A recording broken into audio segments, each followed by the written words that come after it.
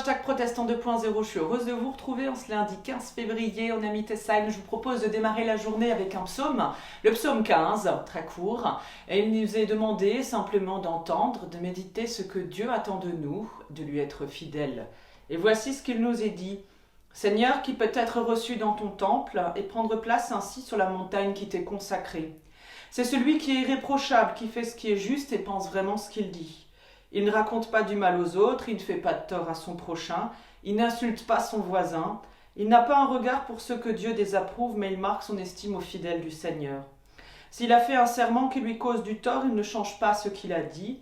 S'il prête son argent, c'est sans percevoir d'intérêt, il n'accepte aucun cadeau pour témoigner contre un innocent. Voici donc ce que Dieu demande à tous ses enfants, à tous ses fidèles, de mettre leur foi en route, en action.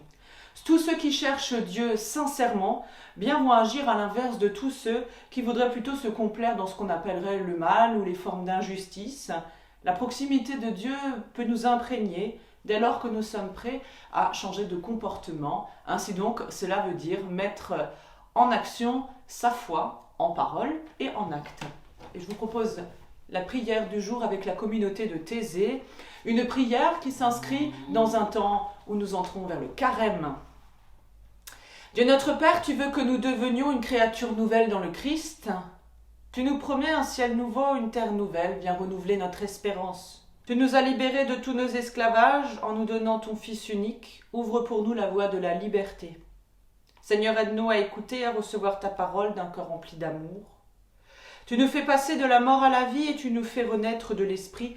Donne-nous toujours à nouveau la limpidité du cœur.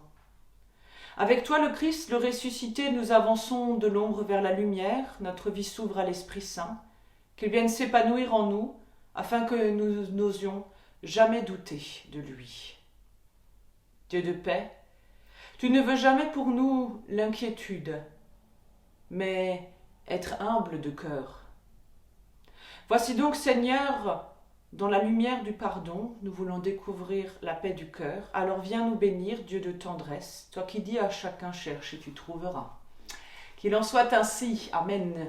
Je vous souhaite une super belle semaine dans la paix de notre Seigneur. Je vous donne rendez-vous demain pour la prière du petit-déj et dimanche, on se donne rendez-vous pour un temps de célébration. Portez-vous bien, à plus.